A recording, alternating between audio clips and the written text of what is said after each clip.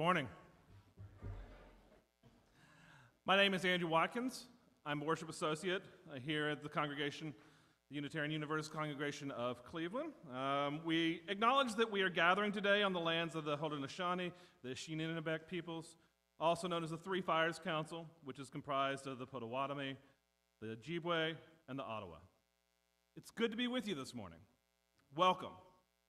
We come from different places, different religions, different beliefs, different ages, and different backgrounds. Welcome. We come here for different reasons: to find community, to seek spiritual and personal truths, to question, to nurture heart and soul, to be nurtured, to explore new ideas, to find comfort, and perhaps to find the answers to some of our bigger questions. We hope you will find comfort, connection, challenge, and more here. Whatever your age, young or old or somewhere between, whoever you are, wherever you come from, whomever you love, know that you are welcome here. We especially welcome any guests who are worshiping with us for the first time, either with us physically or joining us in cyber world. If you are interested in more information about who we are, we invite you to fill out one of the guest cards in the pew rack in front of you, and you can place it in the card in the offering plate as it comes around later in the service, and we'll be able to reach out to you and answer some of your questions. Or if you're watching from an internet platform, go to our website, uucleveland.org, or send us an email. In your order of service, there's a QR code, and it will take you to our contact tracing form. Please take a moment before you leave today to fill out that form. It's simple and takes only a few minutes. You could also access that via the bit.ly link on your computer when you get home. We are about to enter into sacred space. Please take a moment to silence your phones or any other electronics that beep. Now, if you'll join with me in our chalice lighting, the words can be found on the yellow pew card in the pew rack in front of you as we read our covenant. We cultivate trust with one another by celebrating differences, honoring boundaries, and offering compassion and care. We listen to each other deeply with curiosity and wonder. We speak for ourselves without need to defend ourselves or persuade each other. We create safe and brave space for healthy conflict, creativity, and fun. We reconcile through forgiving and making amends when we hurt one another.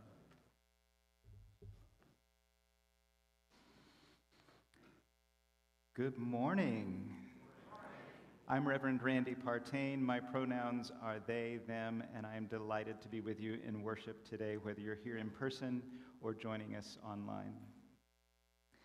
Elizabeth Tarbox writes, "I say ours is a story of faith and hope and love. I say it is our need for one another that binds us together, that brings us laughing and limping into relationships and keeps us at it when we otherwise might despair at the fix we are in. I say it is the holy we need, the eternal beyond our comprehension, and one place we can find it is here, working and worshiping together. And here there is a transcendent value worthy of our loyalty, upon which we may set our hearts, and its divine manifestation is love." May we be that divine manifestation for one another as we join in worship this morning.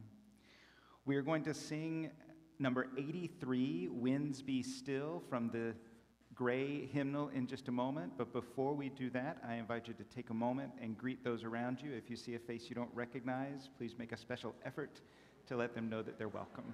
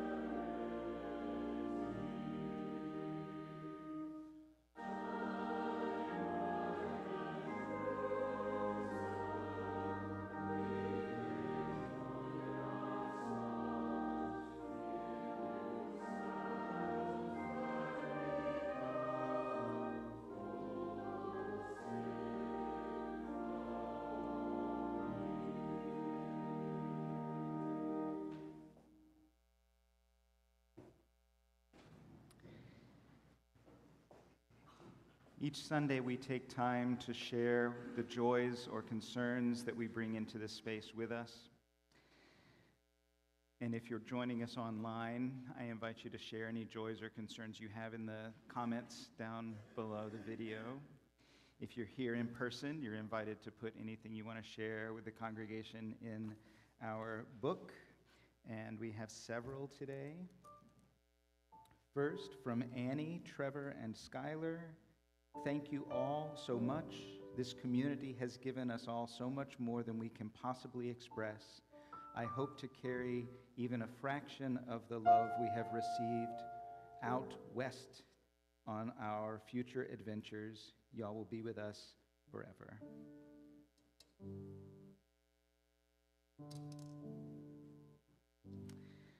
Another joyful stone as we wish happy birthday to David Cantor. Many wishes from your congregation for a great year, David.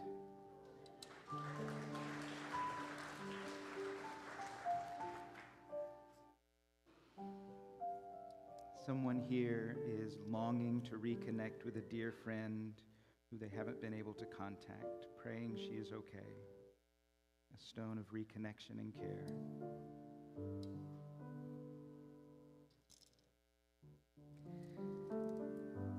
And a stone of gratitude for the auction team and for Harry's kitchen crew for their generous offering of time and culinary talents at last night's auction. Thank you, everyone that was involved.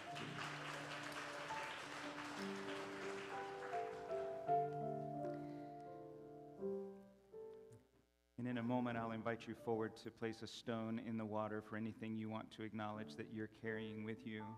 And I've said before, if you're not coming forward to place a stone, maybe your role in this time is to send love and care to those who are. But today, we'll also have an opportunity to sing Open My Heart, which the words are in your order of service. If you want to just hum it, though, that's fine too. And I invite you to just choose a note with the hope that there are no wrong notes.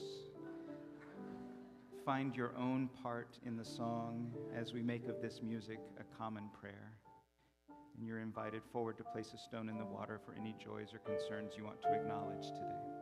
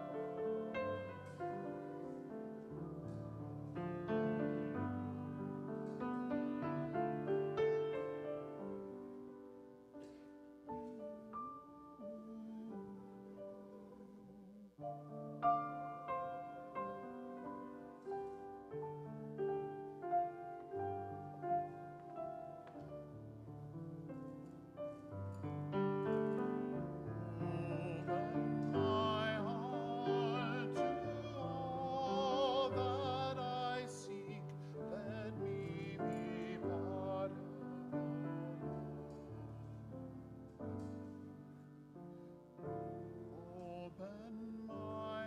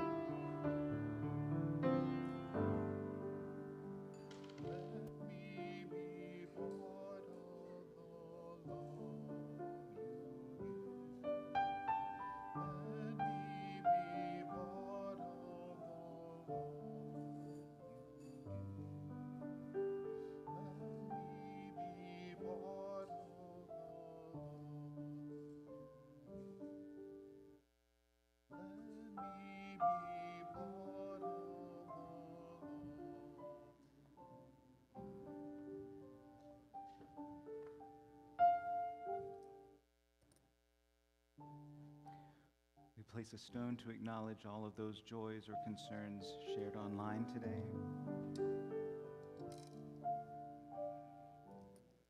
And a stone to acknowledge the little acts of generosity that frame our space today.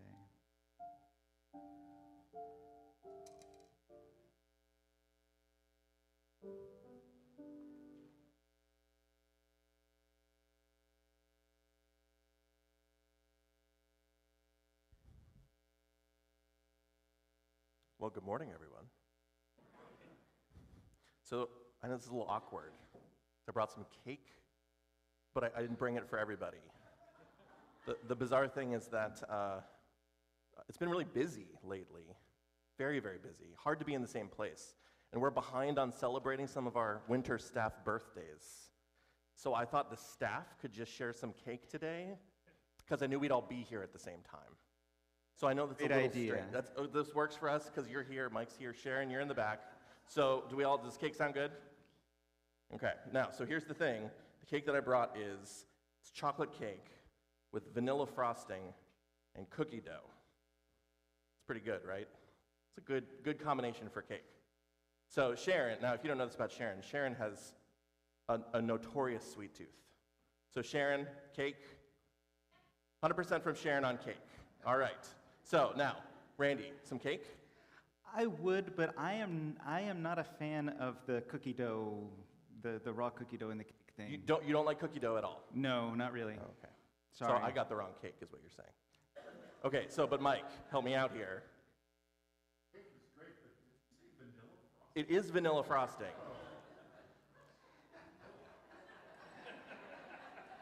So, just to be clear, everyone wants cake. But we don't want all of the things on the cake. And what you all don't like on the cake is different. This is a problem. This is a real problem. Weirdly, a possible solution comes from mathematicians. I mean, they have solutions for everything, so it makes sense. In mathematics, there is a species of problem-solving tools called cake-cutting algorithms. Cake-cutting algorithms for precisely a situation like this, which is to say we have a shared resource that has different parts in it.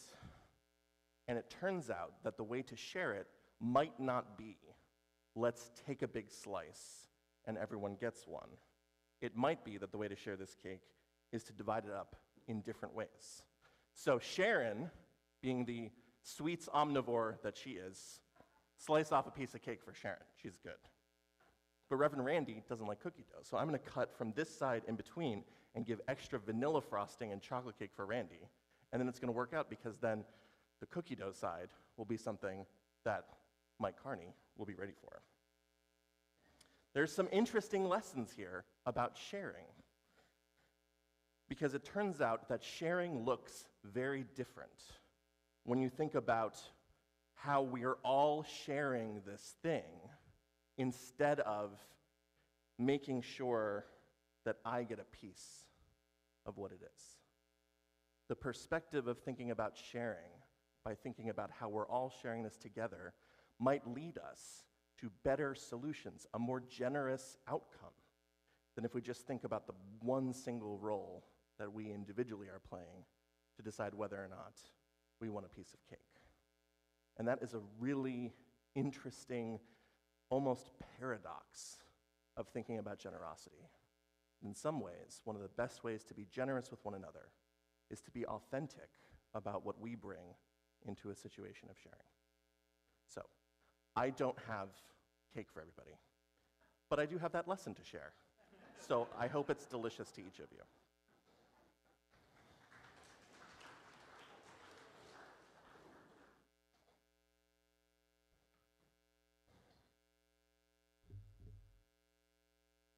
So in light of election season, our offering recipient today is the League of Women Voters Education Fund, which works to register and provide voters with election information through their election resource, vote411.org, candidate forums, and debates. Founded by leaders of the women's suffrage movement for over 100 years, the League of Women's Voters have has been a nonpartisan activist grassroots organization that believes voters should play a critical role in democracy. The Education Fund was established to encourage the active and informed participation of citizens in government and to increase understanding of major public policy issues. In 2006, the League launched the next generation of online voter education with vote411.org, a one-stop shop for election-related information. Today, Vote 411 provides both general and state-specific nonpartisan resources to the voting public, including a nationwide polling place locator, a ballot lookup tool, candidate position on issues, and more. In June 2019, the U.S. Supreme Court ruled that partisan gerrymandering cannot be solved by the federal courts. In response, the League initiated People-Powered Fair Maps, a coordinated effort across all 50 states and D.C. to create fair and transparent, people-powered redistricting processes to eliminate partisan and racial gerrymandering nationwide. For these examples and more, we ask that you support the important work of the League of Women Voters Education Fund by giving as you are able, either through placing your offering in the plate as it is passed around this morning, or through Cash App with the cash tag of $UUCC 44122. Be sure to put plate in the for line of the app.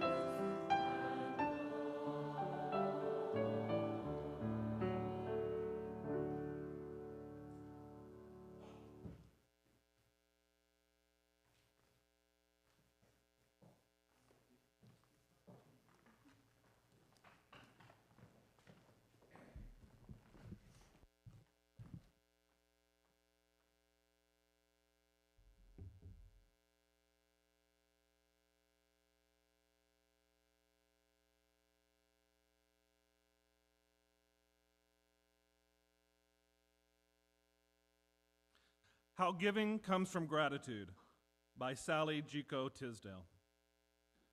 Once I was young and poor and generous. I shared an old house with several people and slept on the porch and owed nothing more valuable than my bicycle. I volunteered many hours every week at community organizations.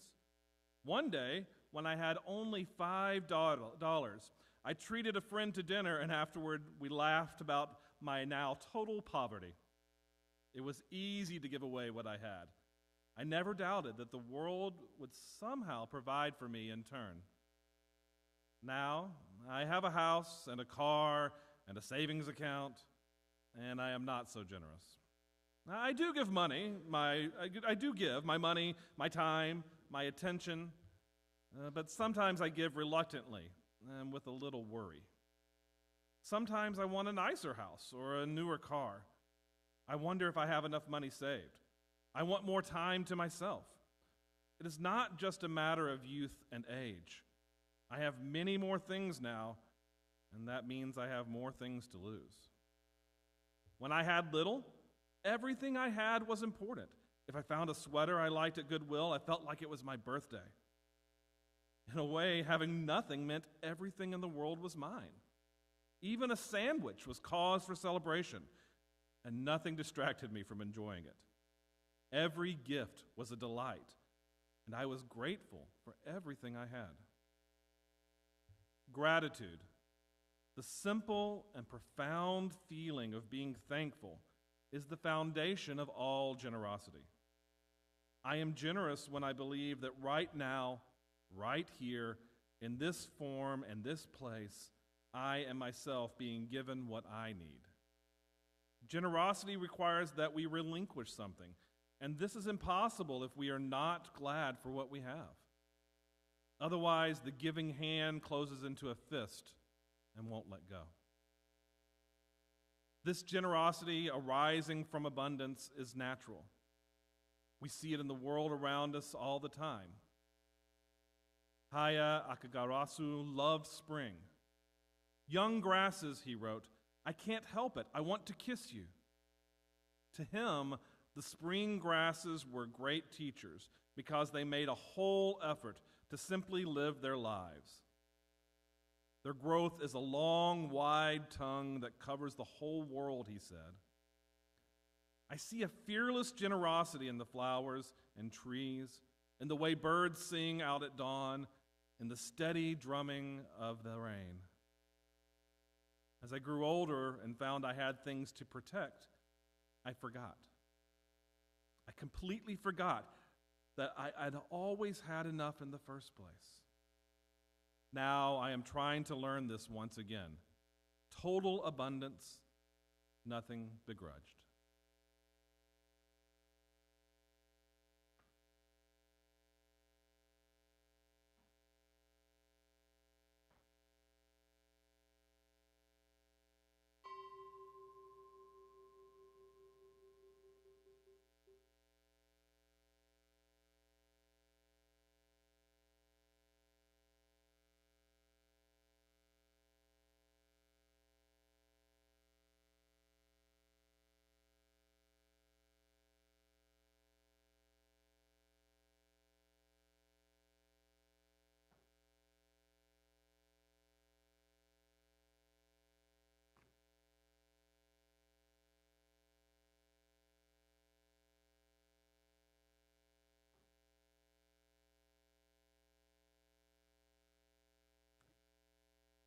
I saw a vanity license plate the other day. I don't know what it is about Clevelanders, or maybe it's all of Ohio that really, really loves a vanity license plate. I've never seen so many vanity license plates in my life until I moved here. But this one said, "'Cause I could." And I thought, isn't that a perfect reflection of this human delight in getting away with things? Just 'cause I could. It reminded me, I was playing a game recently. It was a collaborative game, so it was one of those games where everybody wins or everybody loses, and you have to work together in order to accomplish whatever you're accomplishing. And one of the people playing did something subversive that made sure we all lost. And we said, "Why did you do that?" And this player said, "I don't know. Because I could." Isn't it amazing sometimes, the things that we do just because we can? Like maybe it would be tempting to just take the whole cake if you like the whole thing and not worry about how to cut it. Because worrying about cutting a cake in just the right way so that everybody gets what they want or need from it is a lot of work. It's a lot easier to just take the whole thing and enjoy it off in a corner somewhere before anybody recognizes where the crumbs are coming from. But I also think that hurts us. When we do those things, when we get away with that delighting in just because I could, I think it reinforces that sense that we are on our own against everybody else. I got away with this against who? Against everybody? It means that sometimes we do things that cause harm to other people or deny other people things that they need or even just things that they want because we don't think that there's going to be enough opportunity, enough cake, enough money, enough whatever. And we reinforce that every time we do it. We reinforce this idea that we are not interdependent, but that we are somehow wholly independent from everybody else. And that if we can get away with something, then we've won somehow. We get more points. I don't know who's counting the points. Some of you would say God is counting the points. Some of you would say, no, nobody's counting points. But in my mind, I think the points that get counted are that moral and psychological harm that convinces me that I'm competing somehow. Our failure to embrace our interdependence means that we cause ourselves internal emotional injury. And this disconnection, it happens both ways. Sometimes we're resistant to asking for help when we need it. That's a way of being disconnected. And sometimes we're resistant to offer help that we could offer. That's a different kind of disconnection, but it's still disconnection from other human beings. And when we're disconnected from other human beings, we are robbing ourselves of being fully human. Because part of being fully human is being interdependent with other human beings. Now, we've said that for a long time as Unitarian Universalists. But the reframing of our values that we're trying on this year offers a word: generosity. The value of generosity didn't appear in our most recent iteration of principles and values. And now this word is being lifted up as a value that is essential for us to live into what it means to be beloved community. And here's how generosity is being defined. We cultivate a spirit of gratitude and hope. We covenant to freely and compassionately share our faith, presence, and resources. Our generosity connects us to one another in relationships of interdependence and mutuality. That's what we're saying about generosity. We cultivate a spirit of gratitude and hope. Cultivating isn't just that one act. We'll talk about this later in the month, but cultivating is a habit. It's a thing that we do over time. It's a thing that we engage in over and over again and build. And we're cultivating a spirit of gratitude and hope. I was listening to the reading from Andrew. I forget who actually wrote it. Sally Tisdale. I was listening to that reading and I was reminded of Brene Brown's research because she was looking at happiness and gratitude. And you would think that the people who were happiest were most grateful. And it actually works the other way around. Human beings who have a habitual practice of gratitude become happier people. It works in the opposite direction of what we might think. Being grateful leads us toward happiness. but it's something that we have to cultivate sometimes. And I was listening to something else this morning, in addition to the lovely angelic voices while we were doing Joys and Concerns. That was really great, you all. But I was listening to something else after we took the offering. The theology of our acceptance of gifts. I don't know if Mike was thinking about this theology as he wrote it. But since we love words and the orders of words, may the care in our hearts and the work of our hands lead us toward greater service and love. And I was thinking about the order of those things, because if I take it apart grammatically, bear with me just as I know some of you are just loving this. If I take it apart grammatically, what it's really inviting is that the care in our hearts will invite us toward greater service, and the work of our hands will invite us toward greater love, so that we do greater service and feel greater love and do the work that leads toward greater wholeness and well-being in the world. It's a cycle. They're not independent of one another. We cultivate it. And if we are going to do that, we have to have a sense of hope that what we are doing matters. We have to have a sense of hope that there's going to be enough for us, that if we are caring for others in the world around us, that we are going to receive care as well. We might have to ask for it. It might not just drop in our laps. And sometimes I think we don't ask for it because we don't have the hope that we'll get it. I think sometimes we resist asking for it because we are so afraid that somebody is going to tell us no. But if one person says, no, I cannot provide what you need right now, that doesn't mean the whole rest of the world has told me no. It means that one person is being honest about their capacity in that moment. And an attitude of hope that we might cultivate with one another can lead us to find the right resources that we need in our lives so that we continue to offer what we can in the lives of others.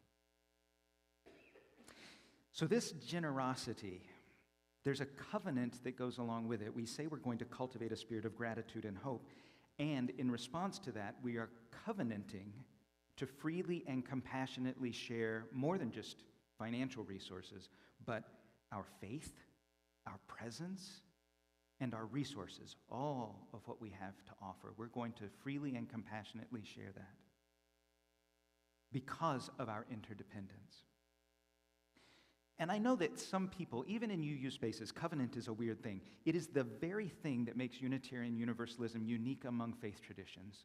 There are other faith traditions that have a covenantal promise between the divine and humanity, but I don't know of any other faith tradition that focuses so much on covenant between one another, that covenant, that mutual promising, defines our relationships when they're working as intended. It's not the same as a creed, because a creed is saying, this is what I believe and I affirm this belief.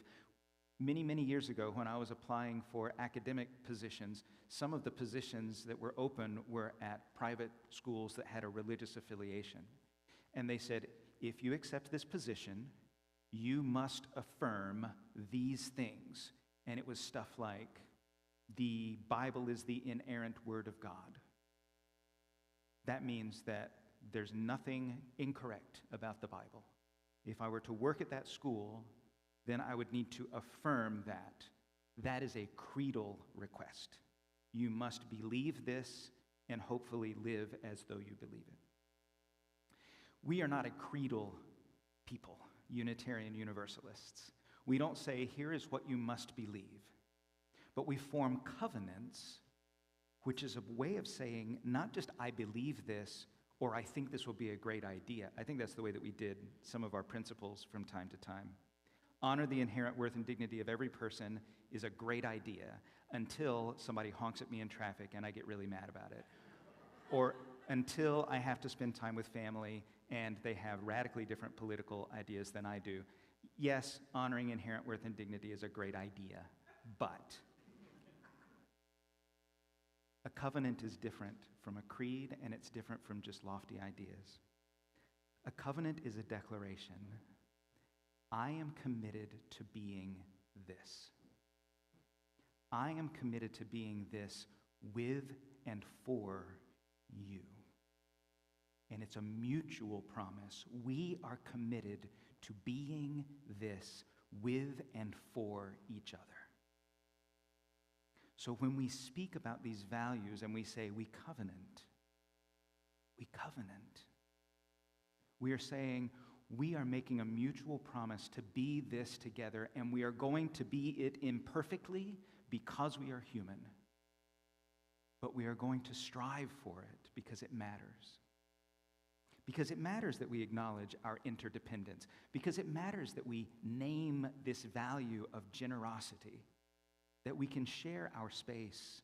That we can share our theology, our community, our resources without worrying that there's not going to be enough. We still have boundaries. There are still things that define us as Unitarian Universalists. We name these values because we're defining what it means to be a Unitarian Universalist congregation. We can hold those boundaries generously. If somebody doesn't live into that promise, then we can invite them back with compassion. We can freely and compassionately honor the promises that we make. Because let's face it, most of the things that we really need to share with one another are resources that are not scarce.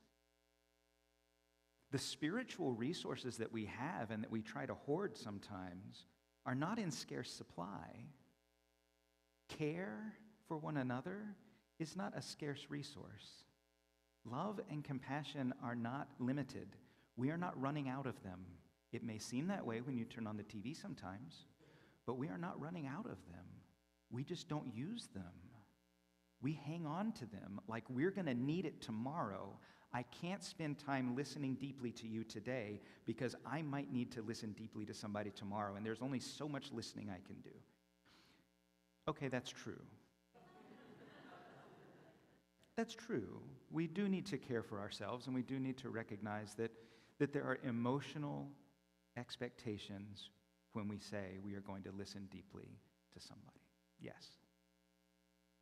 But we can replenish that in so many ways that don't require us to go out on some kind of massive quest to get more listening capability. Our spiritual resources are also available to us right here in this room.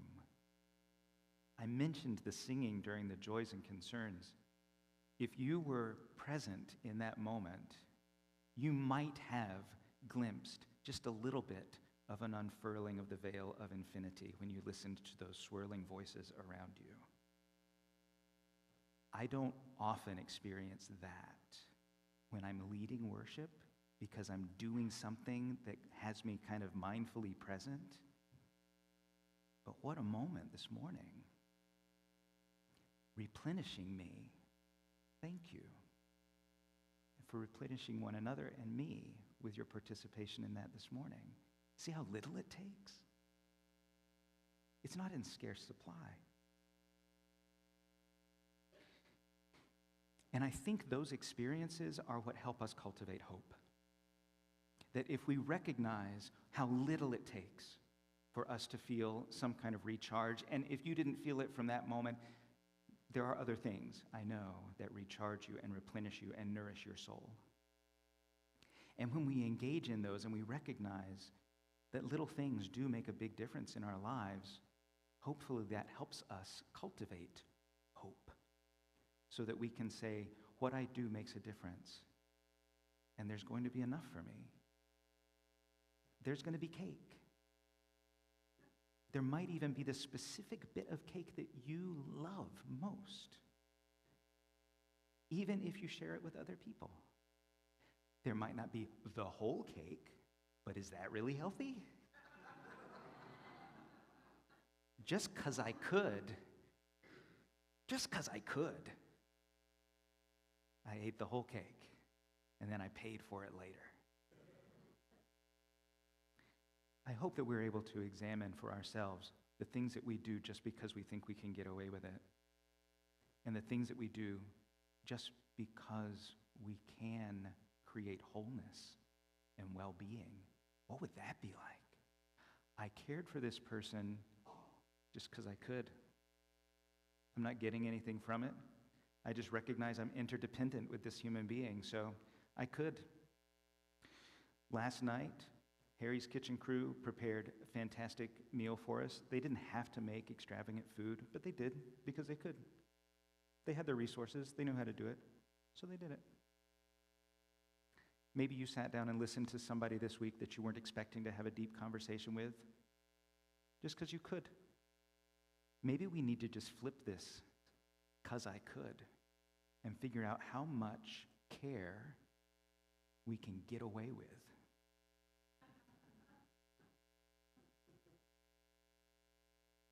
Embodying generosity affirms that abundance that we have. So I invite you to consider how you will cultivate a spirit of gratitude and hope, and to recognize that sometimes it means that we need to ask for what we need from one another.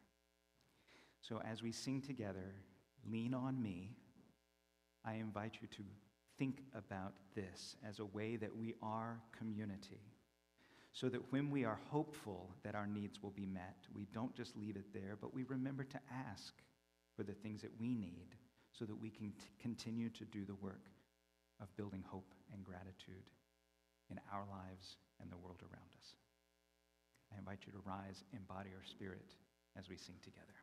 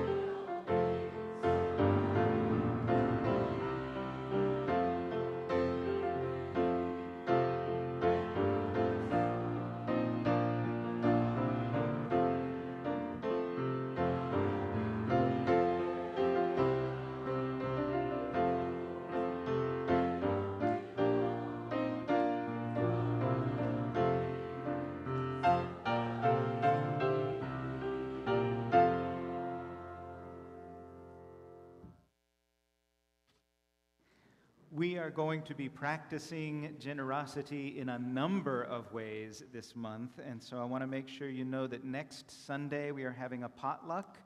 Harry's Kitchen Crew is not fixing food for you. You've got to fix food for one another. But that's something I know a lot of you enjoy doing. After the service next week, we will have a potluck, we'll share a meal together, and we will experience generosity in that way. And then the 19th is our bread ceremony. There'll be some more information coming about that, but if you are preparing bread for our bread ceremony, then I invite you to put it in 1 or 2 bite pieces. And if you're making gluten-free stuff, we'll have a separate space for that as well. So look forward to our bread ceremony in 2 weeks. We do have a listening circle on Thursday morning. We heard from some of you that the evenings are not a great, actually I think it starts at 12:30, so it's afternoon, early afternoon on Thursday. We heard from some of you that evenings are not a great time to come and do events, and so we're trying to make sure that everyone has opportunities to participate in these listening circles throughout the year. These are primary ways that the board will hear from you about vision for our congregation and about how we're responding to the statement of values that we're exploring this year. So please register in advance for those listening circles. We also have a considering membership session on Saturday morning. You should register in advance for if you are considering membership with us. And I have heard from several folks that nearly a month later, the conflict in Israel and Palestine has still had a deep effect on a lot of folks. So we are creating space Wednesday after our supper at 7 o'clock. We'll have some space just for sharing our feelings and responses to that. I know there have been a lot of events hosted by various Jewish organizations that many of you have participated in, and there have been some interfaith events where we're going to create space here just to be in safe space with one another to speak out loud some of our reactions to what's been going on across the world. So that'll be Wednesday evening at 7. It's not in your newsletter because this is just kind of late-breaking kind of stuff. So come share supper with us at 6, and then stick around for that time to hear from one another at 7. And I also believe that there are some leftovers from the auction, both items and maybe some food downstairs today if you are interested in participating in that additional generosity. And there's a tour today of the building. Kathleen Binnig will be up here by the piano with a sign that says tour, if you would like a tour of the building today. Brene Brown writes, "Until we can receive with an open heart, we're never really giving with an open heart. When we attach judgment to receiving help, we knowingly or unknowingly attach judgment to giving help. In our culture, we've come to equate success with not needing anyone. Most of us are willing to extend a helping hand, but we're very reluctant to reach out for help when we need it ourselves. It's as if we've divided the world into those who offer help and those who need help. The truth is that we are all both." May we hold this in our hearts and in our practices as we go with peace and courage. Amen. Please join me in reading the words of the extinguishing of our chalice. "We extinguish this flame, but not the light of truth, the warmth of community, or the fire of commitment. These we carry in our hearts until we are together again."